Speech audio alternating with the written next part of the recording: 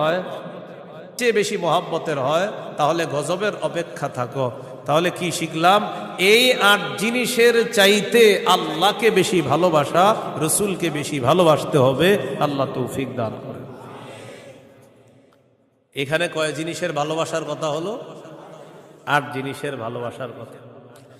এবার আমার সাথে বলেন, সাধারণত মৌলিকভাবে 2টা জিনিস আমাদেরকে আল্লাহর থেকে দূরে রাখে। 1 সম্পদ, 2 সন্তান। এই 2টা মৌলিকভাবে আমাদেরকে খালি আল্লাহর থেকে গাফেল করে দেয়।